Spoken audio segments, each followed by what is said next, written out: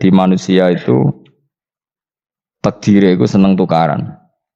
Karena tadi ya, sengketa yang mari tukaran, pendapat baik yang masih nyari yang terbaik, sama-sama kebenaran nyari yang paling benar. Karena manusia itu dari awal kurang penggawean. Jadi barang apik cek diperdebatno dengan yang luwih napa? Apik. Sehingga bayangannya pangeran itu sok ben nak kiamat kapan saja terjadi ku wong lagi sibuk para padu, lagi sibuk gegeran. Wes iku mesti. Karena tadi manusa niku mun watak dasare niku konflik. Ya tadi misalnya pengurus masjid bahkan mungkin organisasi-organisasi perdamaian itu pas rapat ya tukaran. Padahal organisasi ini perdamaian. Ya tapi pas rapat lalu solusinya apa? Solusinya begini sih, tok debat gini. Padahal organisasi perdamaian. Tapi ya tetap tukaran. Asal cek manusia itu tukaran. Uniknya lagi manusia itu kalau ingin damai juga harus punya alat untuk tukaran. Nah orang ya tidak. Lalu kalau nanti ngaji kitab dalam salah satu kitab ada makalah gini. Idza aradta as-sulha fasta'id dalil harbi. Kalau kamu ingin damai, maka siapkan alat perang sebanyak mungkin. Karena logikanya gini ya, kalau misalnya ada bajingan atau penjahat, dia punya bom, punya pedang, terus kamu sebagai orang soleh tidak punya apa-apa, bisa enggak bergening perdamaian? Kan enggak bisa. Mereka terpaksa damai karena kamu punya senjata yang imbang. Jadi kalau musuh kamu punya nuklir, terus kayak enggak punya apa-apa, ayo damai wae. Kono kan rugi damai. Wong tak bom kena kok damai bareng kan gitu. Makanya kamu harus punya senjata yang imbang. Makanya dalam tafsir-tafsir itu diterangkan ketika Allah menyuruh kita wa'iddu lahum mastata'tum min quwwati wa min ribatil khaili turhibuna bi aduwallah. Kamu umat Islam harus menyediakan alat perang sebanyak mungkin. Itu bukan berarti Allah menyuruh umat Islam perang terus mboten. Dalam keadaan dunia yang banyak gesekan seperti ini, orang itu bisa damai justru kalau sama-sama punya senjata. Dan itu teori itu dipakai seluruh dunia. Segamane cara sing didelok wong akeh sing ora jare. Misalnya Amerika kan terkenal dikjaya, Korea Utara ben dirgani Amerika kudu gawe senjata sebanyak-banyaknya. Ya sudah seperti itu sudah teori yang dikatakan Quran. Mata dolim itu nak ora diimbangi ya mesti yang satu diinjek. Makanya dalam fikih Islam itu lucu. Fikih rodok jorok tapi gelem ra gelem kayak kudu setuju. Nek cara fikih kowe di bojo ayu cek elek. Nek ra gelem mbok kumpuli ra wajib mbok nafakoi. Dadi kono iso ngancam gak bukai dhuwit ra tak kei. Ajane rodok jorok fikih. Itu cara fikih memang gitu. Perempuan itu tidak wajib melayani suaminya jika tidak dikasih nafkah. Lucunya fikih yang merovokasi sing lanang dan wong lanang ra wajib nafkahi nek ra dikei iku wis ora usah terangno iku opo. Jadi fikih itu karena ngikuti teori umum. Makanya Mbah Mun itu fikih kata beliau itu aku mbek fikih ini ra cocok. Aku ape omah tapi dagangan perkara itu. Tapi memang secara prosedur fikih gitu. Mana wong kire-kire itu pancen wis ora entuk jatah kelon karena ra iso nafkahi gitu. Itu cara fikih. Memang seperti itu. Karena kire kok polahan, napa? Kire kok pola. Kalau nak kire kudu ganteng. Jadi orang untuk jatah sing wedok sing seneng lah itu ijek untuk jatah. Tapi nek wis kire elek ya wis nelongso perkarane memang. Jadi karena seorang istri wajib melayani suaminya jika tidak kodak nafkahi. Bahkan menurut fikih Islam itu boleh rafa. Jadi oleh rafane hakim. Pak Hakim suami saya kire itu boleh. Dan itu bisa diceraikan oleh siapa? Hakim. Jadi rafa. Karena tadi manusia itu yakhisimun di mental konflik. Dan mental konflik itu tidak dihilangkan Allah sama sekali kecuali nanti setelah di surga. Makanya Allah ngendikan apa? Wa naza'na ma fi sudurihim min ghillin. Jadi sifat dengki, sifat hasud itu dihilangkan nanti setelah di surga. Artinya di dunia itu antar wong soleh ya mesti hasud. Mana ada sing ora soleh, sing soleh wae kudu hasud. Ya senine ngono. Waktu Indonesia ini rebutan dari presiden iku rebutan masjid geger. Bahkan rebutan ngeklaim nak salate paling sah, torekoe paling bener iku ya geger.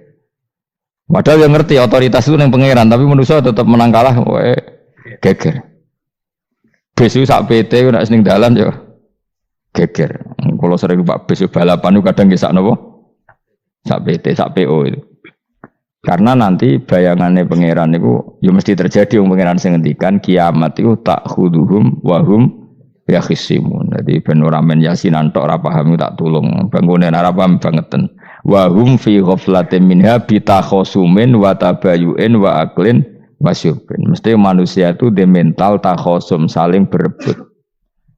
Makanya cita-citanya Sayyidina Ali, dawuh Sayyidina Ali, ana awaluman yatsu baina yadayir rahmanil khusumah dari Sayyidina Ali.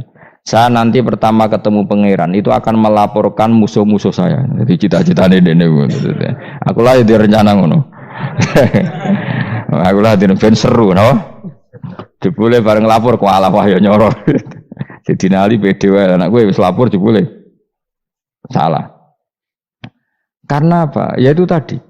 Manusa iku wis pokoke ngono. Pertama manusa itu Nabi Adam. Iku ya wis geger mek malaikat. Dari pangeran Adamu khalifah, dari malaikat khalifah kok manusa mesti seneng geger. Tapi malaikat protes itu geger dhewe. Wong pangeran sing duwe kawula kok ngangkat digegeri. Jadi mengan pangeran ra trimo. Lu ngaku sing duwe makhluk gawe aturan kok mbok gegeri. Iku pangeran. Jadi manusa pertama iku seribet. Pertama ribet mbek malaikat. Bareng Qabil mbek Habil ya ribet mbek dulur. Mulai dhisik perkara wedokan. Jadi sekunane kunong wedok mari ribet. Gak ono wedok tambah ribet. Wis pokoke donya wis ribet wis dinikmati wae no. Dinikmati. Makanya banyak orang top itu. Kalau punya kenalan banyak orang top. Niku ribet itu di manage. Jadi ada salah satu tokoh Indonesia itu terkenal sekali. Nak pidato ora kontroversi ra iso turu, tapi nak wis pidato wong bingung kabeh iso turu. Niku saya sangat kenal orangnya. Saya supire takoki, "Mau piye? Tak pidato ini udah bingung ta." Nak dijawab ra bingung kecewa deh. Lha jawab wah bingung sedanten, wah seneng itu iso turu deh. Karena memang konflik itu manusia tetap seperti itu. Jadi apa ya? Kebaikan pun makanya ada guyonan ini betul kisah nyata nih, tapi reputasi bernegaranya ini karena sensitif. Ada negara tertentu yang muadzin itu digaji 30 juta. Jadi orang-orang melarat ini muadzin tok itu 30 juta. Naiknya BMW. Imamnya itu digaji 70 juta. Hitung saja kalau 70 juta satu bulan satu sholat berapa? 70 dibagi 30. Kira-kira berapa satu hari ini? 2 juta, sekitar 2 juta 200 lah. Enggak kayak Indonesia, imamnya fakir-fakir, terus muadzinnya fakir-fakir. Dikira itu satu prestasi negara itu karena mengapresiasi, menghormati muadzin dan jebule sing kiai Indonesia aja penak. Madikman ke sholat terus. Maksudnya lah madikman ke sholat terus lah ono gajine. Akhirnya kecewa dong. Semenjak itu ora berani cerita prestasi negara itu pada Indonesia. Ya dia itu bangga negaranya itu menghormati imam sampai digaji, muadzin digaji. Terus dikirakan Indonesia dinya. Imam Indonesia kan fakir-fakir, kadang wis padasane elek imami dhewe, koma dhewe. Terus macam-macam lah. Nah. Tapi dekne gak ngerti nek Indonesia ku pinter tukaran, pinter debat. Oh, berarti ke sholat terus itu perkara ono gajine to ngono. Makanya imam di sana sergap-sergap karena kalau nggak ngimami dipotong gaji. Semenjak itu negara itu nggak pernah cerita prestasinya negaranya mengelola imam. Nah itu dunia-dunia kemarin geger. Saya sering debat sama banyak kiai karena itu. Gue setuju di masjid imami digaji sama ndak. Misalnya saya partai ikhlas, setuju ndak biar ngimami itu ikhlas. Ada yang partai realistis, mereka kan punya keluarga, harus dibaji dong, kalau enggak kasihan. Partai realistis versus partai ikhlas. Menang mana coba? Menurut hukumnya Allah mungkin menang ikhlas, tapi partai realistis, mosok wong kok ngimami tok rantuk gaji. Artinya apa? Dalam kebenaran saja bisa diperdebatkan, apalagi barang benar baik batil. Karena manusia itu punya mental wahum yakhisimun. Ya sudah seperti ini. Makanya nanti benar-benar gak ada konflik itu di akhirat. Mulane akhire imam iku gak bangga. Ya surga ngimami wangsane hebat no jebule mergo digaji. Mantik man ke salat terus wong ono gajine. Artinya salatnya orang Indonesia itu luar biasa. Imam-imam Indonesia tanpa gaji kok. Ya resikonya kadang mutung, itu kan gak masalah. Tapi ya gak masalah lah, tapi tetap ikhlas timbang napa? Gaji. Mana kula nu bingung saya hafid mulai digaji, ustad digaji, kula bingung ngerti takoki. Kula berkali-kali beberapa pemprov kan ingin mengapresiasi hafid dapat insentif terus ustad. Kula ngerti takoki jenengan termasuk yang setuju apa enggak? Muni setuju iku kok didik uang kedonyan. Muni ra setuju hafid metu dhuwit kok ora oleh. Aku yang mending ngene, wong alim ra iso mikir dunya, mending ngono ta.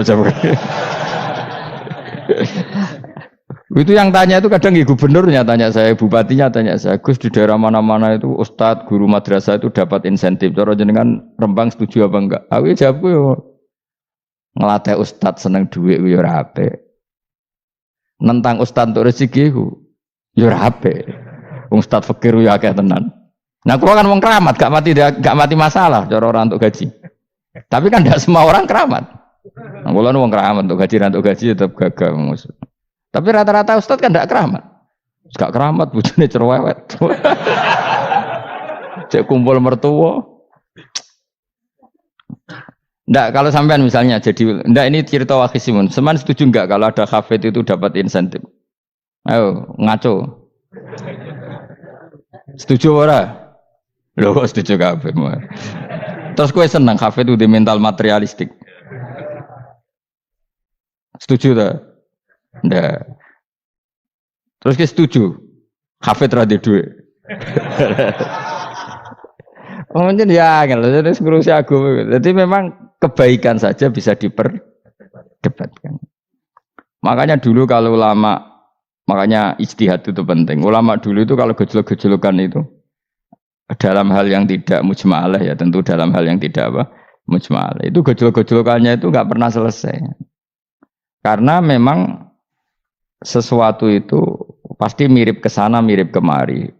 Makanya disebut ra'yuna shawabun yahtamilul khata' wa ra'yuka khata'un yahtamilus shawab. Pendapat saya itu taruhannya benar dulu tapi ya mungkin salah, tapi pendapat Anda salah tapi mungkin benar karena mirip-mirip.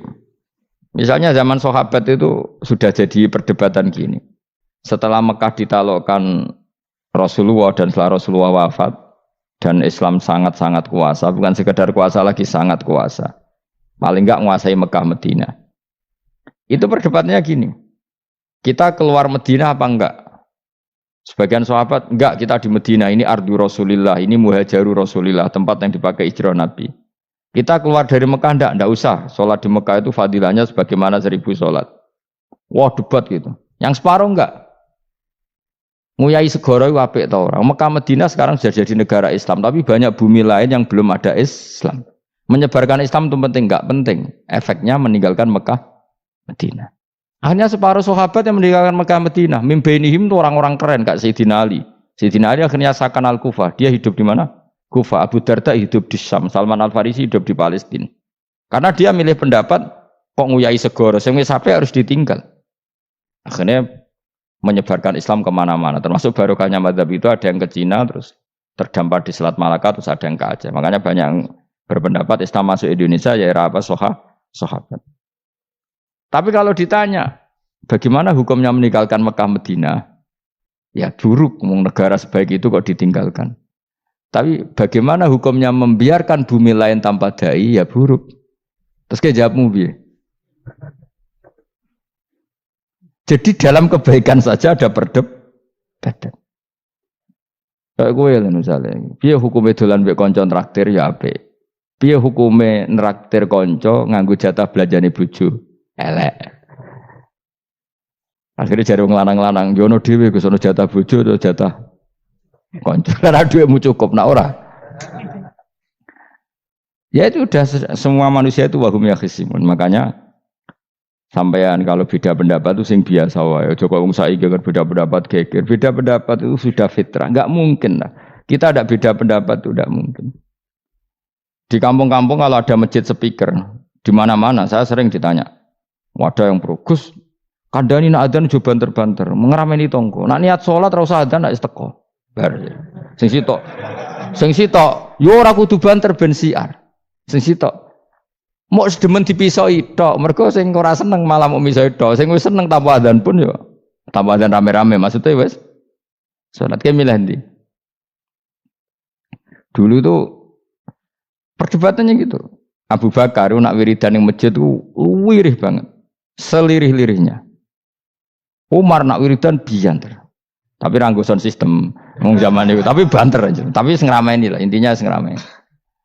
Ketika Abu Bakar ditanya Rasulullah, ya Abu Bakrin, kenapa kamu melirihkan suara? Jadi saya itu malu sama Allah. Dia itu zat maha mendengar. Jadi saya mengeraskan suara itu malu. Kayak pangeran butuh suara keras saya. Umar ditanya, kenapa kamu terlalu keras? Umar jawabannya sederhana. Bener-bener ngantuk. Makanya nggak ada satupun ulama yang mengatakan Umar itu afdhalu min Abi Bakar. Mungkin jawabannya itu kadang sederhana banget. Malahnya ijma' ahli sunnah itu Abu Bakar afdhalu min Umar. Kalau nak dua jawabannya kok beneran ngantuk. Padahal jawabannya Abu Bakar. Kalau nu izin kalian pangeran yang maha pendengar kok banter-banter. Rasulullah dalam banyak hal ya gitu. Ketika banyak masalah itu sahabat dongo banter-banter. Nabi duka. Innakum latatuna as-somma. Kamu tidak berdoa sama zat sing budek. Maka kamu enggak usah banter-banter. Jadi andaikan ada istighosah pakai sound system banter-banter itu ya perlu dipertanyakan. Lah pangeran wis krungu gegere ngono lho apa misalnya. Tapi misalnya mazhab itu kamu pakai. Terus ada pertanyaan, dangdutan saja banter. Kenapa kalimat thayyibah tidak boleh banter? Masalah mana? Ya asal isi dunia itu masalah. Kemilan dia. Ini cerita saja. Kalau manusia itu istighosah jaluk tulung sama pangeran kan? Pangeran sudah dengar tanpa sound system apa enggak? Kenapa banter-banter? Tapi kalau tadi dibalik dangdutan saja banter-banter. Kenapa kalimat thayyibah tidak boleh banter-banter? Jadi manusia itu memang potensinya itu ya khisimun dalam kebaikan saja khisimun. Jibril orang kondangi itu buantai malaikat-malaikat liyane. Masyhur itu. Siapa yang enggak ngerti Nabi Ibrahim? Nabi Ibrahim itu nabi keren. Diobong ning geni ambek Namrud. Jibril datang. Saya utusan Tuhanmu, melihat kamu mau dibakar simpati. Nah terus piye jare Nabi Ibrahim? Ya nak kowe njuk tolong tak tolong. Ndak saya ndak minta tolong sama kamu. Wong kowe padha aku padha makhluke. Kena wani ngomong ngono mbek Jibril. Nabi Ibrahim santai. Maksude iku ora mbek aku sing nulung, kowe kondo aku tak kandakno pangeran. Jare malaikat Jibril, jare Nabi Ibrahim, lho nak soal pangeran ora usah kondo kowe wis pirsa. Artine ngene lho, padha kekasih pangeran ya bantah-bantahan jenenge wae maksudnya. Nah ngono nang partai politik ora men geger kowe. Mana ana partai politik geger biasa, wong Jibril wae geger mbek Nabi sinten. Ibrahim biasa wae. Mana ke sebenarnya takoki mungkar nangkir kudu wani ben seru napa? Takoki marbuka kula guru TPQ. Ngenyek wong guru TPQ jadi takoki marbuka. Sing mulang niku kula. Sampean ra tau mulang malah takok. Jelas.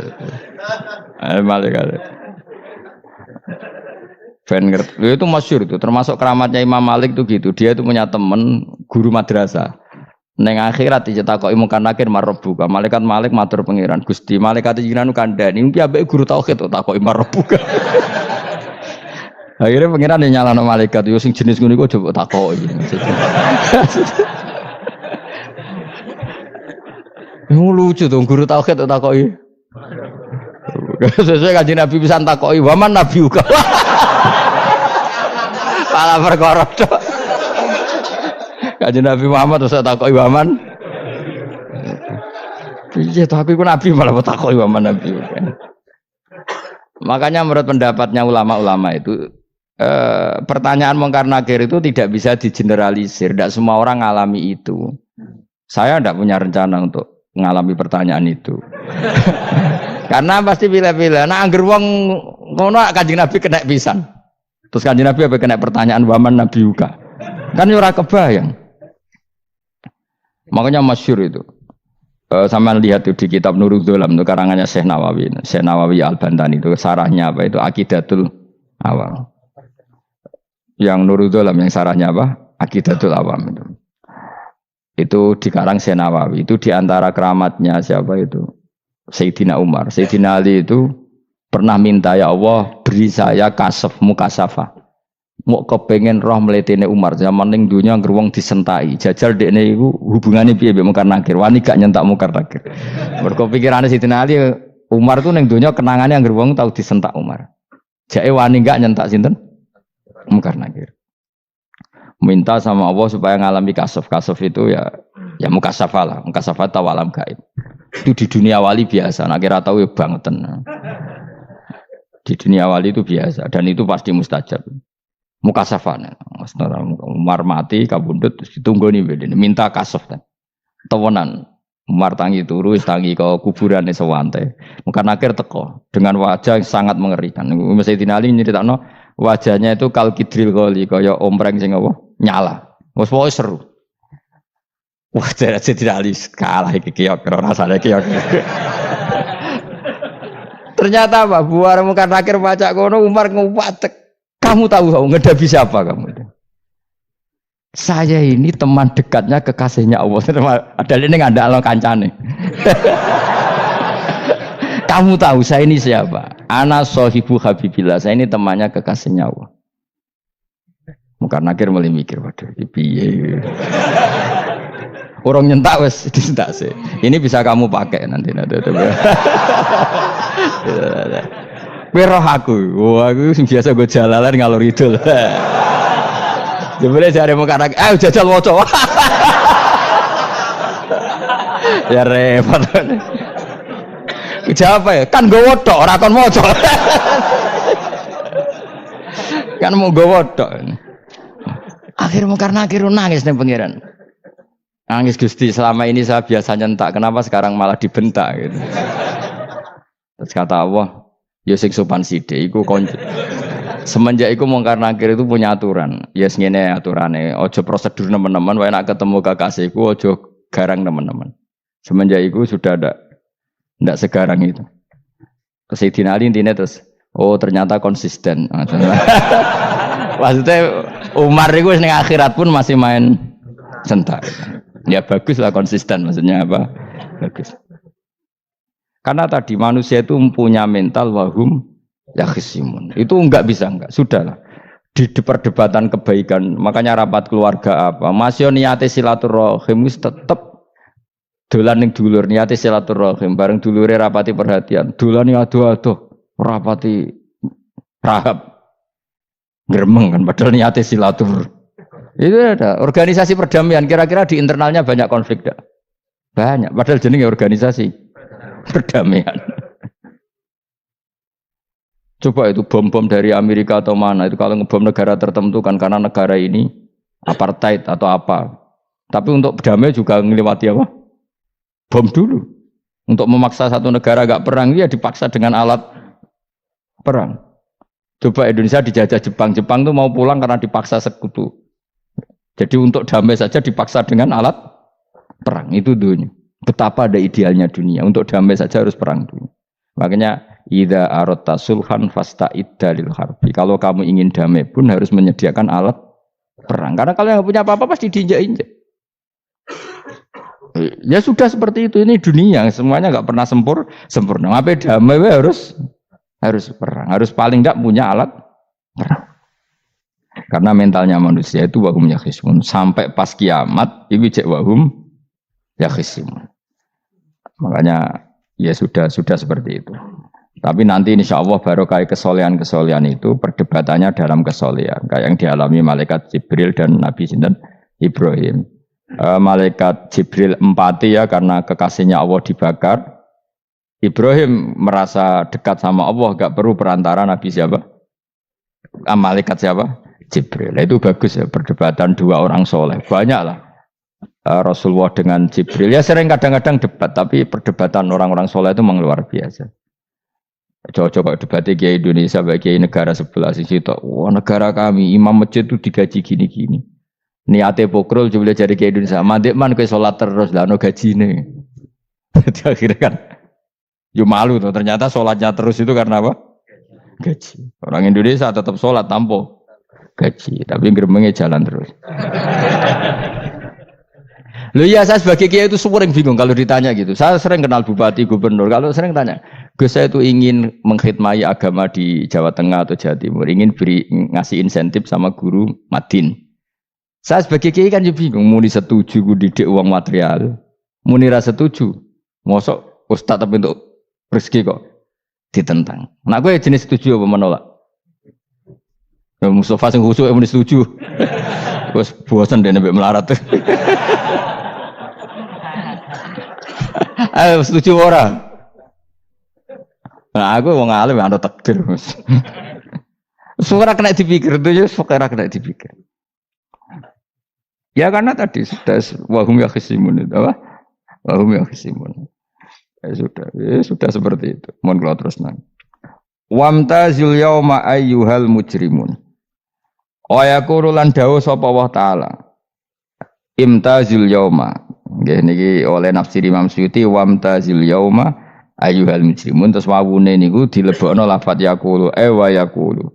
Tegese lan dawuh sapa Allah taala dawuh imtazil yauma. Imtazumi saw sira kabeh al yauma ing dalem iki dina ayyuhal mujrimuna he wong-wong sing dosa. Lan iki nunjukno nak zaman ning donya iku kancanan wong kafir sing ora harbi ki angsal. Mergo orang bener-bener terpisah dari wong kafir teng akhirat. Makanya ulama-ulama tidak mengharamkan misalnya ada mahasiswa Indonesia kuliah di Jerman atau gak apa-apa. Yang penting jaga imannya. Karena wajib terpisah mbek wong kafir iku nak wis teng akhirat. Imtazul yauma ayyuhal mujrimun infaridu adil mukminin in takhtilatihim bihim. Saat di akhirat benar-benar orang mukmin harus terpisah dari orang kafir karena alamatnya berbeda. Tapi kalau di dunia kan ada hajatil muamalah, ada hajat muamalah. Ya, tadi asal tidak harbi, ada asal kafir yang tidak musuh kita. Karena ada hajat muamalat. Ya, ada hajat apa? Muamalat. Mau tidak mau. Misalnya kamu ya haji ya pakai pesawat. Bikinan Amerika. Orang Amerika bisa punya uang ya nak pesawatnya kepayon tinggal haji. Kalau enggak ya ada yang rental ya bangkrut. Ya, tapi kue nak misalnya ranggu pesawat terus sampai melaku. Ya asal di dunia itu pasti ada saling interaksi sosial. Paham ya? Nah, nanti benar-benar terpisah wamtazil yauma ayyuhal mujrimin itu nanti, napa? Nanti. Nggih, gak bisa dihindari.